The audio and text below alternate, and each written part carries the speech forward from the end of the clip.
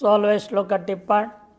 यदि रोगादि क्षुद्र दुखम सोढ़वा भजन्ते माम ईश्वरम चेत, यदि रोगादि क्षुद्र दुखों का सहन करते हुए मुझ ईश्वर का भजन किया जाता है तो मुक्ति फलम स्यात्, तो भी उसको मुक्ति फल मिल रहा है। फिर जो मुक्ति को ही चाह कर करने वालों को तो क्यों नहीं मिलेगा, उन्हें अवश्य ही मिलेगा। उक्तंच अत्रैव गुरुणापि दुःखेन न विचाल्यते, इसलिए यहाँ इसी गीता में कहा भी क्या था कि भयंकर से भयंकर दुख आ जाए उससे भी विचलित तो नहीं होता, न विचाल्यते। अन्यथा चतुर्देशु त्रयस्ते सकामा एक एव अकामः स्यात्, नहीं तो ये कहना पड़ जाएगा 4 प्रकार में से 3 तो सकामी पुरुष हैं और एक ही अकाम पुरुष है, ऐसा समझो। ये रोग आदियों के कारण से प्रार्थना करने वालों को मुक्ति नहीं मिलती है तो उनको कहना पड़ेगा ना ये सकामी है, और जो मुमुक्षु है वही एकमात्र ज्ञानी तो आत्मे में मतम जो आगे कहेंगे, वो जो ज्ञानी है वही एकमात्र निष्काम पुरुष मानना पड़ेगा।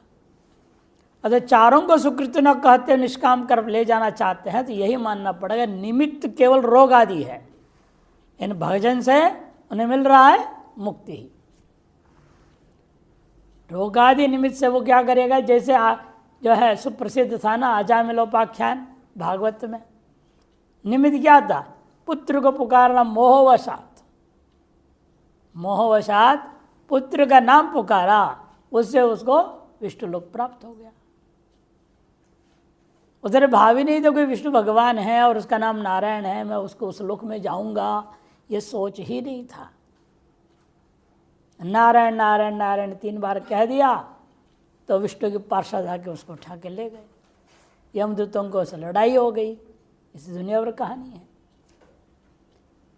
इसलिए आपका उद्देश्य भले क्षुद्र हो लौकिक हो कुछ भी हो, यदि आप भगवत भजन कर रहे हैं तो उसका फल अंततो गत्वांतर शुद्धि द्वारा मोक्ष ही होता है, तात्पर्य है। चकाराच ज्ञानिनो निष्कामत्वम सूच्यते, ज्ञानी च भरतर्षभ च के द्वारा यही बात का निर्देश कर रहे हैं। वास्तव में ज्ञान पूर्णतया निष्काम है और बाकी सकाम होते हुए मुक्ति की ओर आगे बढ़ रहे हैं।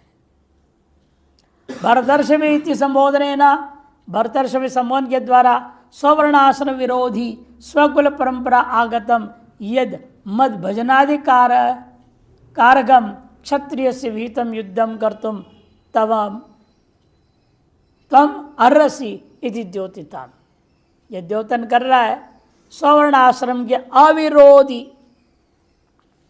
अपने वर्णाश्रम के अविरोधी स्वकुल परंपरा से आया हुआ यह मेरा भजन में अधिकार का कारणीभूत भी है। कौन चीज, क्षत्रिय से विहितम युद्धम, क्षत्रिय के लिए विहित जो युद्ध है।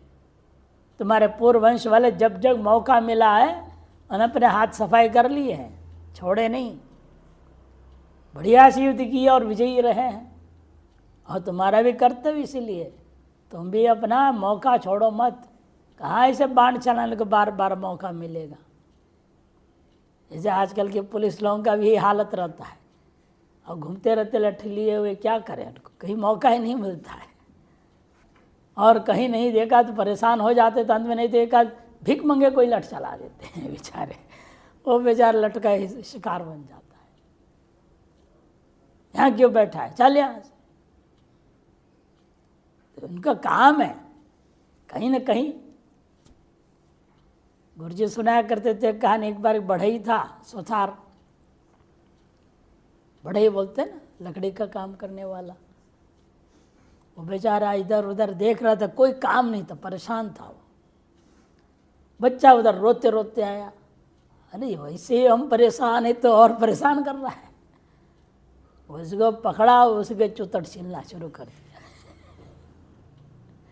लकड़ी छीलने उसके ही छीलने लग गया वो।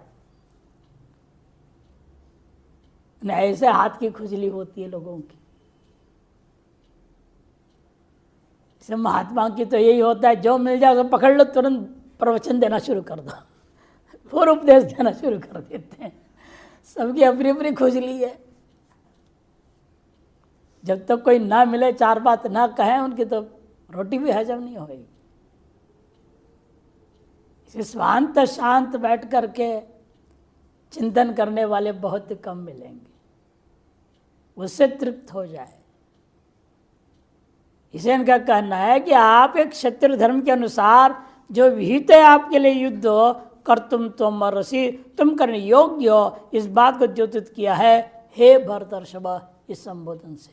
इसके द्वारा भी तुम्हें मुक्ति मिलेगी। ये कहा स्वकर्मणा तम अभ्यर्च्य सिद्धि विंदति मानव। तुम्हारे कर्म है क्षत्रिय का युद्ध करना, इस युद्ध कर्म से भी तुम्हारे और कुछ नहीं होगा तो कम संतरण शुद्ध और तुम्हें मुक्त हो जाओगे। ईश्वरार्पण करते हुए युद्ध करो, ये संकेत किया है। अगले श्लोक के लिए भाष्य अवतरण का नहीं है, संक्रांति अवतरण का दे रहे लंबा। नन्वत्र परोक्ष ज्ञानी वीक्षित चेतना। पूर्व श्लोक के अंतिम में आज ज्ञानी च भरतर्षभ में ज्ञानी शब्द से किसको लेना है? पूर्व पक्षी यदि कहता है परोक्ष ज्ञानी को ही लेना चाहिए, यदि चेन्ना परोक्ष ज्ञान एक भक्त ऋषि ज्ञानित्वात्म मतम इति एक भक्तित्व परमात्मा अभिन्नत्व प्रतिपादन अयोगात। जब पूर्व में आगे जो कहेंगे एक भक्तिर्विशिष्यते, अगले इसी श्लोक में आ रहा है 17वें में, और पूर्व में ज्ञानित्व आत्मेव में मतम, ये भी कहेंगे। ये थी एक भक्तित्व और परमात्मा से भिन्नत्व जो प्रतिपादन किया, ये परोक्ष ज्ञानी में तो घट नहीं सकता है, परोक्ष ज्ञान में तो नहीं घटने वाला। अतएव अपरोक्ष ब्रह्म ज्ञान ही लेना पड़ेगा। तरे ब्रह्मविद्यपि तत्प्रसाद अतिशय सिद्ध है सगुण मिश्र में उपास्थित चेत। तब पूर्व पक्ष कहता है ब्रह्मित है, फिर भी वो भजन कर रहा है, इसका मतलब निश्चित रूपेण ईश्वर की कृपा प्राप्ति करने के लिए, प्रसाद की अतिशय की सिद्धि के लिए सगुण ईश्वर की उपासना कर रहा है। फिर तो भ्रमित होते हुए सगुण उपासना करेगा, ऐसे क्यों ना माना जाए? न अयथार्थ स्वरूपम भजतो भक्त गण से अपेक्षया स्वस्य यथाभूत स्वरूपानुसंधान परिभ्रम विधि एव परमेश्वर से समग्र अनुग्रह करण संभवात। यथार्थ स्वरूप जो सगुण रूप है वह यथार्थ स्वरूप है, उसको भजन करने वाले अन्य जब भक्तगण जो गिना के पूर्व में आर्तो जिज्ञास और अर्थार्थी करके उस भक्तगण की अपेक्षा से स्व की आत्म स्वरूप के अनुसंधान में लगा हुआ ब्रह्मवेत्ता में परमेश्वर का समग्र अनुकरण संभव है। उसके लिए उसे अलग से प्रार्थना करने की आवश्यकता ही नहीं रही, ऐसा अलग से ईश्वर है ही नहीं जिसे तू प्रार्थना करेगा। स्वभिन्नत्वेन ब्रह्म का जब चिंतन करने लग गया है, स्वभिन्न कहाँ है कोई ईश्वर जिसकी उपासना करे और जिसके जो है अनुग्रह प्राप्त करने की चेष्टा करे। जो अभी तक भिन्नत्वेन प्रतीत था वो उसका पूर्ण अनुग्रह होने पर ही स्थिति आती है। आप अपने स्वरूप आत्मा को चिंतन करने लग जाते हैं, नहीं तो नहीं हो सकता है। नहीं तो भैंसों वाली कहानी बनेगी ना। चाहे गुरु जितना ही उपदेश दे रहा है विष्णु भगवान का, राम का, कृष्ण का, अरे ऐसे करो, यो ध्यान करो, वो ध्यान करो, बार बार कहता है गुरु जी मुझे सब ध्यान में कुछ नहीं आता। अरे फिर तू ही बता तेरे को क्या दिखता है जब चुपचाप बैठता है? तो मेरे को प्यारी भैंस दिखती है, जब मर गई थी प्यारी भैंस वही मेरे को दिखाई देती। तो अंत में गुरु को हार गया, गुरु को कहना पड़ ठीक है बेटा तो भैंस का ही ध्यान कर। योग सूत्रकार का यथा अभिमत ध्यानाद्वा, तेरे अभिमत भैंसा है तो भाई उसी की ध्यान कर, भैंस की ध्यान करते करते भैंस जैसे हो गया हो, भावापन तद्भावापन हो गया, भूतावेश जैसे भैंसावेश हो गया उस पर। कुछ दिनों के बाद जब उनको गुरु भाइयों ने कहा भाई घंटी लग गई भोजन की, आजा बाहर। अरे मैं कैसे आऊँ, गुरु जी की झोंपड़ी टूट जाएगा, इतने बड़े बड़े मेरे सींग हो गए। तो लोगों ने गुरु जी को बताया कि गुरु जी ऐसे बोल रहा है। हो समझ गए गुरु जी, तो इतना भैंसापन हो गया है, ध्येय आकार से एकीभूत हो गया है। आगे ध्येय को बदलना पड़ेगा, अब भैंस से ब्रह्म की ओर लाना पड़ेगा। तो गुरु जी ने कैसे कर, आज से यूँ चिंतन करना शुरू कर दे, भयं सोहम ब्रह्मास्मि बोल, भयं सोहम ब्रह्मास्मि बोला करो साथ में। अच्छा गुरु जी आज से यही शुरू होगा, भैंस हाँ मैं तो भैंस हूँ ही, जैसा भी हूँ बढ़िया हूँ भैंस, बढ़िया जो भैंस मैं ब्रह्म हूँ, ऐसे बोलना शुरू किया। करते करते दिमाग में आया उसको अचानक कि ये ब्रह्म क्या है भला, भैंस को तो जानता था, वो मैं हो भी गया, अब साथ में गुरु जी ने जोड़ दिया है ब्रह्म क्या है। अब उसका चिंतन करने लगा तो अपने भैंस छूट गया, ब्रह्म हो गया, ये हम ब्रह्मास्मि चलने लग गया। ये भैंसों वाली कहानी जैसे बन जाएगी।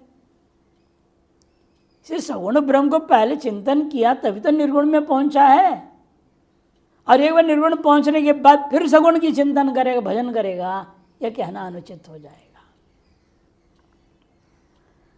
भज दो, इसलिए कहते परमेश्वर से समग्र अनुग्रह उस पर हो चुका है। पितु पुत्रेभ्य सर्वेभ्य अप्रयोजकेभ्य विद्या विनयशील वित्ता अर्जन कीर्ति प्रतिष्ठावती सत्पुत्र एव प्रीत्यतिशय करणे दर्शनात्। पिता जो है देखा गया लोक में, उसके 4-6 पुत्र मान लो, सभी पुत्रों को बराबर प्यार करेगा, इन एक पर विशेष अनुग्रह करेगा। क्यों? क्योंकि वह विशेष तौर पर पैतृक जो संपत्ति है, व्यवहार है, धंधा है, व्यापार है, जो भी है, उसका सम्यक उत्तराधिकारी बना हुआ है। किन किन चीजों से? विद्या, विनय, शील, वित्त, अर्जन, कीर्ति, प्रतिष्ठा, ये सारी चीजें जिस पुत्र में आया हुआ है। सर्वेभ्यो पुत्रेभ्य अप्रयोजकेभ्य, बाकी सारे पुत्र उसके लिए अपने खानदान के प्रयोजन के योग्य नहीं समझ में आ रही है। अप्रयोजकेभ्य, एक को विशेष मान रहा है, जिस प्रकार प्रभाव वाला सत्पुत्र एव, ऐसे सत्पुत्र के में ही प्रीति का अतिशय देखा गया। ठीक उसी प्रकार से यहाँ पर भी ईश्वर को प्रीति का अतिशय किस में रहेगा? उस ज्ञानी में जो स्वाभिन्नत्व में चिंतन करता है। अन्य जितने प्रकार की पूजा पाठ करने वाले सब प्रिय हैं, कोई अप्रिय नहीं है, लेकिन प्रियतम उसके लिए खुद की आत्मा है ईश्वर के लिए, और खुद की आत्मा को अभिन्नत्व में चिंतन करने वाला भी खुद का आत्मस्वरूप ही होने से उसी के प्रति विशेष अनुग्रह हो जाता है, पूर्ण अनुग्रह हो जाता है। प्रीत अतिशय करने दर्शनात् तद्वत यहाँ पर भी समझो, ओम इत्येवं ध्यायत आत्मन स्वस्ति व पाराय तमस प्रस्थयति ब्रह्मविदाम ध्येय वस्तु न माया तत्कार्य लेश संबंध शून्यत्व श्रवणाच्च। स्पष्ट कहा है, ओम इत्येवं ध्यायत आत्मान स्वस्ति व पाराय तमस प्रस्था, तम से पर उस आत्मा को ओम इस आधार पर जो ध्यान करता हुआ आपका सबका अवश्य कल्याण हो जावे। प्रश्न परिषद ग्रंथ में आया। इसे ब्रह्मवेत्ताओं का ध्येय वस्तु माया तत्कार्य का लेश मात्र संबंध से शून्य है, ऐसा स्पष्ट श्रवण है। अथवा अन्यम देवता उपास्थित बृहदारण्यक 1:4-10 में सदेवानाम पशु करके निंदा है। इति स्वाभिन्नत्वेन देवतांतरूपासिन पशुतुल्यत्व श्रवणाच्च। जीवेशा वाभासेन करोति, निरसमुत्तरता परिषद में कहा जीव और ईश ये दोनों ही वास्तव में है ही नहीं, आभासेन करोति, माया में आभास के कारण से ये जीव है ईश्वर व्यवस्था हुआ है, नहीं तो वास्तव न माया है, न जीव है, न ईश्वर है, एकमेव अद्वितीय ब्रह्म ही है। इति ईश्वर से आपी माया भासत्व श्रवणात् तत्र असत्व बुद्धिया तद विलक्षण एवं सच्चिदानंद से परिब्रह्मण्येव सदा तदात्मना तिष्ठता। इसलिए ईश्वर को भी माया का आभास रूप यह सुना हुआ है, वो ऐसे ईश्वर के भजन में क्यों लगेगा? क्योंकि उसमें असत्य बुद्धिया, उसमें असत्य बुद्धि के कारण से तद विलक्षण, उस ईश्वर से विलक्षण क्या है? और सच्चिदानंदयी रस पर ब्रह्म स्वरूप है, उसी में अपने बुद्धि को लगा। सदा तदात्मना तिष्ठता, सदा अद्वितीय भाव में स्थित रह गया, अनन्य भाव में स्थित है। तद आनंदामृत रसपायिनो ब्रह्मविदः, उस आनंद रस का पान करने वाले जो ब्रह्मविद्ता है, सगुण रुचि असंभवात, ऐसे व्यक्ति को सगुण में कभी रुचि नहीं हो सकती। सविशेष उपासना अनुपपत्ति। जैसे हमने अभी कुछ दिन पहले कोई एक डॉक्टर से बात हो रही थी, मेरे माध्यम से बात करते, मैंने फ़ोन किया और आपसे महात्मा तो बात करना चाहते हैं। महात्मा ने कहा हमारे कुछ अंग्रेजी में पुस्तक है तो आपको हम देना चाहते हैं। तो उन्होंने बात कही, डॉक्टर को कहा, तो डॉक्टर क्या कहते पता है, पहले बहुत रुचि थी अंग्रेजी से, मुझको पढ़ लो लिख लो, लेकिन अब जब से लघु वगैरह पढ़ लिया हूँ, मेरे पास भी पढ़ें, आप ही को चाहे तो दे दूंगा। अब अंग्रेजी की लिखा हुआ कॉमेंट्री होते ना, ये ठीक है, देखने की इच्छा ही नहीं होती।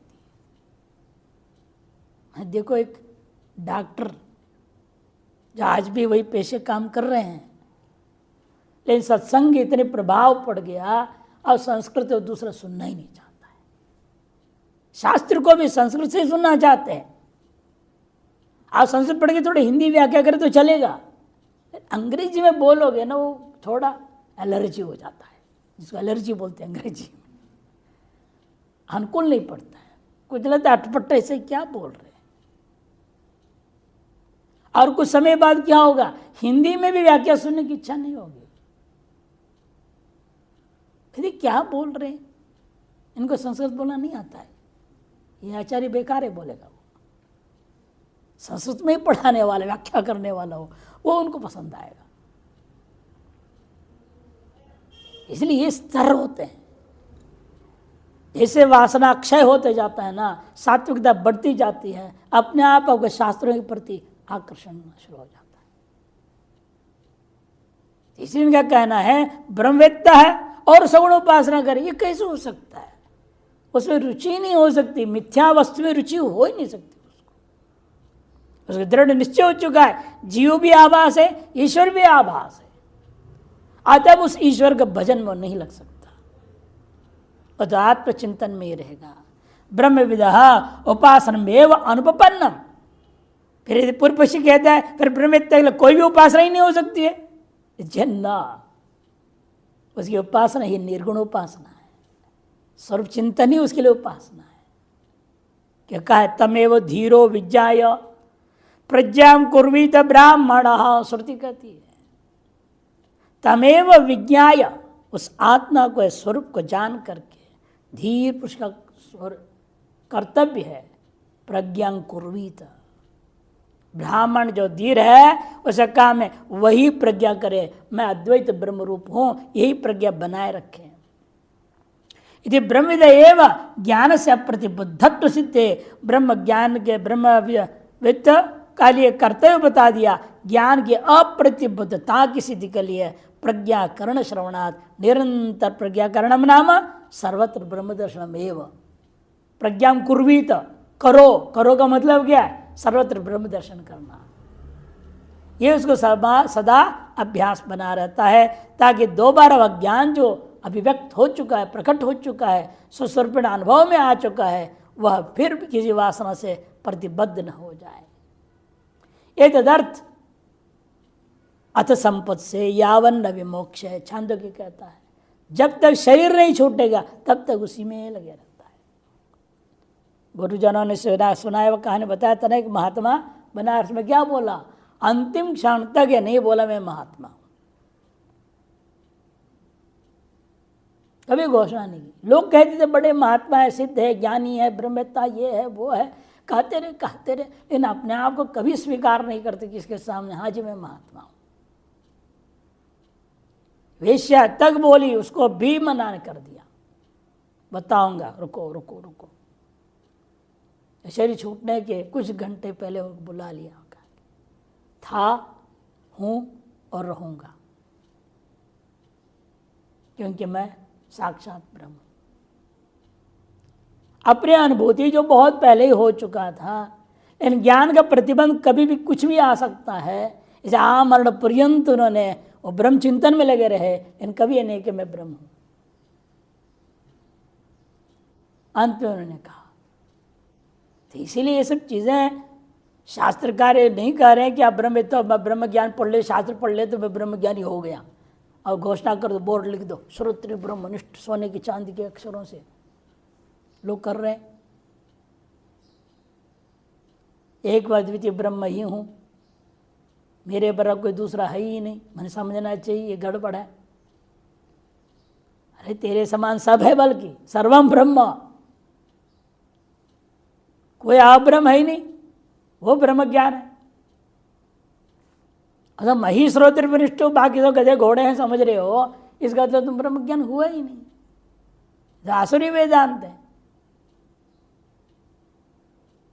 सर्वत्र ब्रह्म दर्शनमेव प्रज्ञाकरणम यत एवं ततो निर्विशेषमेव परम ब्रह्म परमवेदोपास्यम इति सिद्धौ। इसलिए यह निष्कर्ष निकला, निर्विशेष पर ब्रह्म ही ब्रह्मवेत्ता के द्वारा उपास्य होता है। निर्विशेष परत्वा देव महात्मानं ब्रह्मविदम आर्तादिभ्य सविशेष परेभ्यो विशेषेति बहुभिर्विशेषण ही। इसलिए निर्विशेष ही एकमात्र परम तत्व है। ऐसे उस ब्रह्मवेत्ता महात्मा को अन्य जो आर्तादि हैं, सविशेष ब्रह्म की उपासना करने वाले लोग हैं, उनसे विशेषित करता हुआ अनेक विशेषणों के द्वारा उनसे अलग करके स्पष्ट कर दे रहे भगवान। तेषां ज्ञानि नित्ययुक्त एक भक्तिर्विशिष्यते प्रियो हि ज्ञानिनोऽत्यर्थ महं स च मम प्रियः। तेषां ज्ञानि नित्ययुक्त एक भक्तिर्विशिष्यते प्रियो हि ज्ञानिनोऽत्यर्थ महं स च मम प्रियः। तेषां चतुर्णाम मध्ये, 4 प्रकार के लोगों में से ज्ञानी जो है वह नित्य युक्त, जो तत्वयुक्त है वह नित्य युक्त है। और एक भक्तिश्च विशिष्यते, एक भक्तिश्च माने अन्य से भजनीय से अदर्शनात्, अन्य कोई भजनीय उसको मालूम ही नहीं होते, प्रतीत ही नहीं होता है। आत्मा से भिन्न कोई भजनीय तत्व रूपेण उसको प्रतीत ही नहीं होता। चाहे कोई कुछ भी आगे कहे, है हमारे जो गुरु जी महान है, हमारे देवता महान है, हमारा कृष्ण, हमारा विष्णु, हमारा राम, हमारा ये, हमारा वो, बड़े बड़े पुराण ला कर देखो, विष्णु के बारे में भीतर बड़ा पुराण मिलका, विष्णु पुराण, ये देखो शिव पुराण, शिव जी के बारे में। चाहे कोई कुछ भी लागे आपके सामने रख दे, हाँ ठीक है, आप अपना करें, हम अपना करें, यह आपके लिए है, आप कीजिए, हमारे लिए इसकी आवश्यकता नहीं है।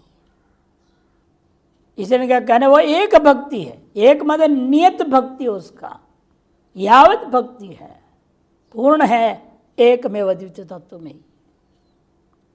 इसलिए तेषाम ज्ञानी विशिष्यता है, उन सभ्यों में ज्ञानी विशेष है।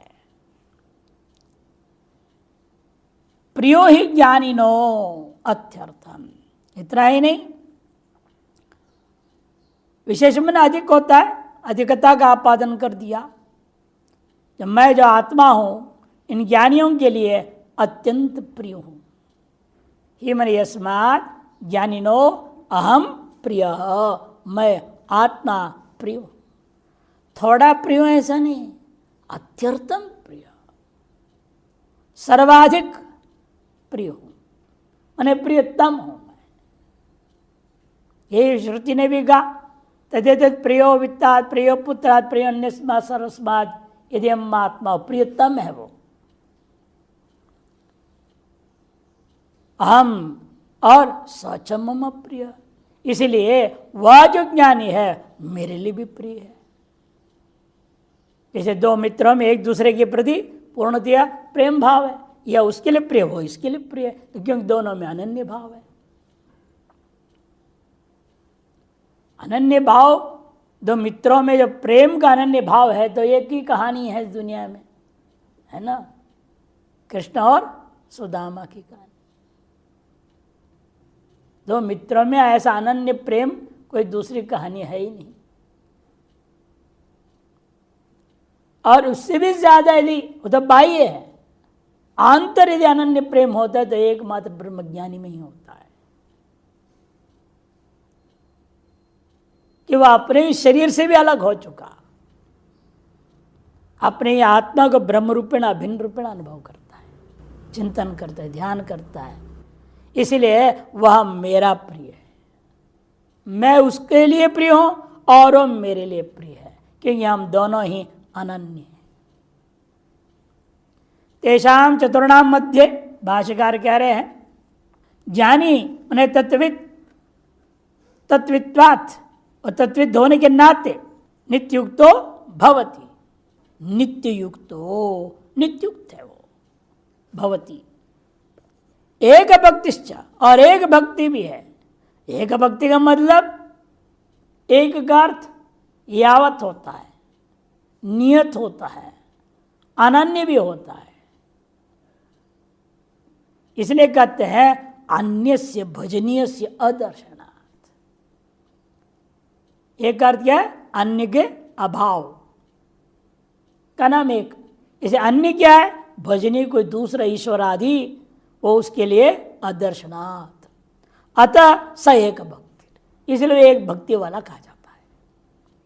विशिष्यते विशेषम आधिक्यम आपतित्य, वो अन्य तीन की अपेक्षा से इसमें कुछ अधिक भाव है, अतिरिच्यते इत्यर्थ। प्रियो ही यस्माद् अहम आत्मा ज्ञानिना, इसलिए क्योंकि मैं जो आत्मा हूं ये उस ज्ञानी के लिए प्रिय वस्तु है। अतः तस्य अहम अत्यर्थम प्रिय, इसलिए उसके लिए मैं अत्यंत प्रिय हूं। अन्य सभी अर्थों का अतिक्रमण करके मुझ आत्मा को ही प्रिय मानता है, इसलिए अत्यर्थम, अर्थम अतिक्रम्य। अभी कौन से अर्थ को? शक्तिम वैसे होता है, यथाशक्ति होता है, शक्तिम अनतिक्रम्य थी यथाशक्ति, लेकिन अतिक्रमण में होता। अर्थम माने द्वैतम, अतिक्रम्य अहम एव प्रिय, सगल द्वैत पदार्थ को अतिक्रमण करके मुझे आत्मा को ही प्रिय मानता है, वो ऐसा वह व्यक्ति है। अतः तस्य अहम अत्यर्थम प्रिय, प्रसिद्धम में लोगे आत्मा प्रियो भवति इति। लोक में भी प्रसिद्ध है, सभी को अपनी अपनी आत्मा ही प्रिय होती है। मैत्रेयी को यही तो अंत में कहा था, आत्मस्तुक काम सर्वम प्रियम भवति, आत्मा के कामना के लिए सब प्रिय होता है, अपनी कामना के लिए सब प्रिय है। वस्तु के कामना वस्तु प्रिय नहीं होता। शुरू कहां से किए थे? पत्युः काम है पति प्रियो न भवति, आत्मस्तुक काम है पति प्रिय भवति। जाया काम है जाया प्रिय न भवति, आत्मस्तुक काम है जाया प्रिय भवति। ब्रह्मण काम है ब्रह्म प्रिय न भवति, आत्मस्तुक है ब्रह्म प्रिय भवति। 12 प्रियों में ले जाते हैं। क्षत्रिय भी प्रिय क्यों है? वो हमारी रक्षा करते, नहीं रक्षा करे तो क्षत्रिय कौन प्रिय होगा? किसके लिए प्रिय होगा वो? ब्राह्मण हमारे क्यों प्रिय है? क्यों हमारा पूजा पाठ करता है ईमानदारी से, इसलिए हमारे लिए प्रिय है। और देखेंगे ब्राह्मण छल कपट कर रहा है, वो आपका प्रिय बनेगा? ठीक से पूजा पाठ नहीं करता, ऐसे चालाक पंडित हैं, स्वयं जब करते ही नहीं है। असंकल्प कराते उसमें क्या चालाकी करते हैं? हाथ में दे दे फूल फाल पानी वानी, खूब मंत्र बोलेंगे खूब बढ़िया से, और कहेंगे हाँ इसको ले गणेश भी छोड़ दे। संकल्प कौन कहे? गणेश जी ने संकल्प लिया ना, और गणेश जी जप करेंगे, दक्षिणा हम लेंगे। देखो चालाकी ब्राह्मण की। खुद हाथ में लो ना, खुद आपने उसके अपने हाथ में लेनी चाहिए, और मोली बांध देना है। मोली तब तक रहेगा उस ब्राह्मण के हाथ में जब तक पूजा पूरी नहीं होगी, पर निकाल के वापस देना चाहिए। सुपारी भी दिया जाता है वर्ण काल में, वो कहाँ फेंक देते हैं, वापस कहाँ होना है? ऐसे नहीं होना चाहिए।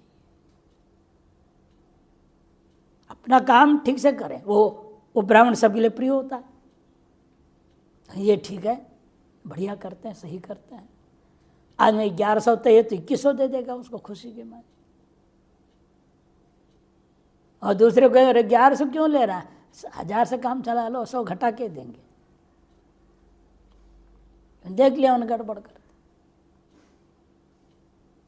इस बहुत बड़ा यज्ञ किया था एक व्यक्ति ने हरिद्वार में, ज्वालापुर एक धर्मशाला में, और सारे कैमरा लगा रखा था उसने, पंडितों को पता नहीं। और पंडितों की सब व्यवस्था अंदर है, खाओ पियो रहो और यहाँ बैठना है, पूजा होगी, जप होगा, सब होगा। और पूजा में आता था, करके वो चला जाता था। और अपने पीछे लिया था, वहाँ रहता था, वहाँ सारा कैमरा का तार वहाँ लगा हुआ है, वहाँ देखता था। और सारे पंडित कोई ताश खेल रहा है, कोई कुछ कर रहा है, कोई कुछ कर रहा है, कोई न जप न पाठ न कुछ नहीं। पूरा कार्यक्रम हो गया तो कहा कि ठीक है, सबको दक्षिणा उसने केवल 1100 दिया। तैता 5000। पंडितों ने अरे लिफाफे में क्या है, पंडित जजमान जी क्या कर रहे हैं आप? उन्होंने कहा आइए सब लोग यहाँ बैठिए। तब लगवा दिया उधर, देखो आप क्या कर रहे थे। इस काम के लिए 1000 भी ज़्यादा है कि कम है बताओ? सब चुप हो गए। आप इस काम के लिए तय किया तो उन्हें 5000 देने का, ताश खेलने के लिए? कोई लगाए छोड़ के फोक रहे, क्या है ये? पाठ के दौरान करना है? क्या दिख रहा है मुझे, ये गलत है। चुपचाप सब चले गए। ऐसे ब्राह्मण किसी यजमान को प्रिय होगा? कभी नहीं। दोबारा बुलाया नहीं उसे। मेरे पास आया, देहरादून का था, तो स्वामी जी एक ब्राह्मण को दे दो, मैंने दे दिया, भेज दिया। बढ़िया एसी कमरा दिया उनको, बढ़िया खाना पीना, खूब बढ़िया पूजा पाठ। हम लोग पंडित जानता नहीं था कैमरा लगाया नहीं लगाया, लेकिन ईमानदार से करने वाला है। वो अपना टाइम टू टाइम उठना बैठना, पूजा पाठ संध्या वंध्या करके अपना करता था। अब वो बार बार देखता था कहीं ना कहीं ये झपकी भी नहीं मारता, ये तो गजब आदमी है। इतना खुश हुआ वो। 1.25 लाख मृतक जाप वगैरह तय था उसका, 7,500 के लिए तय हो गया था। वहीं रहेगा, वहीं सब करेगा। उसे 10,000 दे करके भेजा उसको। तो आदमी की प्रियता बढ़ती तब जब आप अपने कर्म से ढंग से करें। भगवान के लिए कौन प्रिय होगा? वही प्रिय होगा जो धर्म के अनुसार, शास्त्र अनुसार चलेगा। उससे भी भगवान के लिए वो अत्यंत प्रिय वो होगा जो आत्मा का ही अभिन्न रूप में चिंतन करता है। इसलिए कहते हैं वह प्रसिद्ध में लोगे आत्मा प्रिय होती, तस्माद ज्ञानी ना आत्मत्वाद वासुदेव प्रिय होती तीर्थ। और ज्ञानियों के लिए इसलिए आत्मा प्रिय होता है कि वासुदेव आत्मा ही अपना आत्मा करके वो जानते हैं। और इसलिए सच ज्ञानी वह ज्ञान भी मम वासुदेवस्य आत्मेव, मुझ वासुदेव का आत्मा ही है वो। इति मम अत्यंतम प्रिय, इसे वह मेरे लिए भी अत्यंत प्रिय हो जाता है। परस्पर एक दूसरे का अत्यंत प्रिय हो जाते हैं। संक्रांति टीका तेषां ज्ञानी थी नित्युक्ता नित्यम क्रियांतर अनवकाशम यथा तथा युक्त इत्यर्थ। नित्युक्त है माने क्रियांतर कोई अवकाश ही नहीं। शरीर स्थिति के लिए मात्र जो लोग शंका शौच आदि के अलावा कोई दूसरा काम करता नहीं। शौच किया, खाया पिया, बाकी दिन भर अपना पढ़ाई लिखाई स्वाध्याय ज्ञान व्यान की चर्चा इसी में लगा रहे, आत्मचिंतन में ही लगा रहेगा। बहिर्वृत्तियां भी आत्मचिंतन लग जाते, अंतर्वृत्ति हो जाए तो आत्मचिंतन स्वतः ही चलेगा, जिसका ऐसा स्थिति है। सर्वदा ब्रह्मण एव समाहित चित्त इत्यर्थ, सर्वदा ब्रह्म में ही समाहित चित्त है। यद्वा नित्य माया तत्कार संबंध शून्यत्वाद अविक्रिय अक्षरी परमात्मन एव युक्त न तो अनित्य परः सर्वत्र ब्रह्म पश्यति न तो अन्यत इत्यर्थ। अथवा नित्य युक्त मतलब नित्य क्या है? माया तत्कार संबंध शून्य अविक्रिय अक्षर जो परमात्मा है उसमें ही युक्त है। अर्थात न तो अनित्य पर, अनित्य वस्तुओं का चिंतन नहीं करता। सर्वत्र ब्रह्मैव पश्यति, न तो सर्वत्र ब्रह्म ही देखता है, अन्य वस्तु दिखता नहीं। दृष्टा दृश्यमिति भेदे इदम आह, यदि कोई फिर भी दृष्टा और दृश्य भेद तो रहेगा, कहते ना एक भक्ति रीति। स्विषयीभूत वस्ताकारम भजती इति भक्ति ही। स्विषयीभूत वस्ताकार कोई भजन करता है, इसका नाम भक्ति। अंतर्गन वृत्तिर एका अहम इदमिति द्वैविध्य निर्मुक्ता, और उसकी अंतर्गण वृत्ति जो है एका होती है, एक भक्ति। एका भक्ति मतलब अहम और इदम भेद रहित हो जाता है। द्वैविध्य निर्मुक्ता स्वस्य च ब्रह्मणश्च उभयोर एकत्व अवगायिनी अखंडाकारा भक्तिर्वृत्तिर यश स एक भक्ति ही। इसलिए स्वयं का और ब्रह्म का इन दोनों के एकत्व को बोध कराने वाली ऐसी अखंडाकार बुद्धि वृत्ति चलती है, वही आप भक्ति है। यश जिसका ऐसा चलता है वह व्यक्ति ज्ञानी का नाम हो जाता है, स एक भक्ति उच्चता है। जगत ब्रह्मणात् ब्रह्मणोर अभेद दर्शनिष्ठ इत्यर्थ। जगत और आत्मा का भेद खत्म, और स्वयं के आत्मा का और ब्रह्म का भेद भी खत्म, सभी में अभेद ही देखता है। जगत ब्रह्मणोर आत्म ब्रह्मणोश्च, आत्म ब्रह्मण में दूरी नहीं होनी चाहिए, एक साथ होना चाहिए। आत्म ब्रह्मणोश्च अभेद दर्शनिष्ठ, अभेद दर्शन में निष्ठा रखने वाला है। ततएव ज्ञानिनो निर्विशेष परमात्मा हमेव आत्मत्वाद आनंद रूपत्वाच्च अत्यर्थम प्रिय। इसलिए उस ज्ञानी के दृष्टिकोण में निर्विशेष जो परमात्मा और मैं हूँ, आत्मा हूँ, आनंद रूप हूँ, ऐसा अनुभव करता हुआ उसके लिए आत्मा ही अत्यर्थम प्रिय, प्रेष्ठो प्रियतम हो जाता है, न तो अन्य। इसको बृहदारण्यक में कहा तदेतत् प्रिय पुत्रात् प्रियो वित्तात् प्रियो अन्यस्मात् सर्वस्मात् अंतरतरम यदि हम आत्मा इति इत्यादि श्रुति प्रसिद्धि प्रकाशनार्थो ही शब्द। श्रुति में प्रसिद्धि को द्योतन करने के लिए ही शब्द प्रयोग किया श्लोक में। तथा ममच जगदीश्वरस्यापि, और मैं जगत के ईश्वर अधिष्ठान बुद्ध मुझ परमात्मा के लिए भी वैसा व्यक्ति ही प्रिय होता है। सज्ञानी एव प्रिय प्रेष्ठ उक्त लक्षणत्वात्, उक्त लक्षणों वाला होने से मेरे लिए भी वह ज्ञानी ही प्रियतम हो जाता है। यतएव जिसलिए ऐसा है, तथा तेषाम पंचम्यर्थे षष्ठी, इसलिए तेषाम या पंचमी, तेभ्य उन तीन की अपेक्षा से यह मेरे लिए ज्यादा प्रियतर हो गया। तेभ्य सविशेष परेभ्य आर्तादिभ्यो, तेभ्य मने सविशेष चिंतन करने वाले, ईश्वरादि का भजन करने वाले आर्तादियों की अपेक्षा से ज्ञानी नित्य युक्त आदि विशेषणों से विशिष्ट है, वह श्रेष्ठो भवति इत्यर्थः। टिप्पण, यद्यपि भक्ति सेवा, भक्ति का अर्थ होता है सेवा, भज सेवायां द्वैतनिष्ठ होता है, तथापि अत्र नियतवाचिना एक शब्देन, फिर भी यहाँ भक्ति कैसे ले रहे हैं हम? अद्वैत भक्ति है ये कैसे ज्ञान निर्णय हुआ? एक शब्द विशेषण दे दिया। एक शब्देन विशेषितत्वात् स्वरूपनिष्ठता सूचित भवति, स्वरूपनिष्ठता यहाँ सूचित है। परमार्थ वस्तु निष्ठा अत्र विवक्षिता, जब परमार्थ वस्तु जो ब्रह्म है उसमें निष्ठा यहाँ विवक्षित है। उक्तंच गरुड़ पुराणे मय्येव भक्तिर्नान्यत्र एक भक्ति स उच्यते, मुझ में ही भक्ति है, अन्य वस्तु में के लेश मात्र संबंध नहीं है, उसी का नाम एक भक्ति करके, एक भक्ति का लक्षण गरुड़ पुराण में भी कहा गया है। भागवत में भी कहा एतु शिष्टास्त्रयो भक्ता फल काम हिते मता सर्वे चवते धर्मतः प्रतिबुद्धास्तु मोक्ष भाग। ये तो शिष्टात्रय व्यार्थ जिज्ञासु अर्थार्थी, ये जो तीन जो अन्य बचे हुए हैं वे फल कामना वाले हैं। ते मता सर्वे चवते धर्मत, निश्चित रूपेण वे सब अपने धर्म से च्युत हो जाएंगे। लेकिन प्रतिबुद्धास्तु, जो प्रतिबद्ध है मुझ से, वे ही मोक्ष भाग भवन्ति। कथम ही यस्मात् आत्मा प्रियतम, जिस उनके लिए आत्मा प्रियतम है। निरुपाधिक प्रेम विषयत्वात् यन्यंतन्य में था जाया पुत्रादि, निरुपाधिक जो प्रेम का विषय होता है वो जैसे जैसे वो आत्मा है नहीं है वैसा वो नहीं होता दूसरों के लिए, जैसे कि जाय पत्नी पुत्र आदि।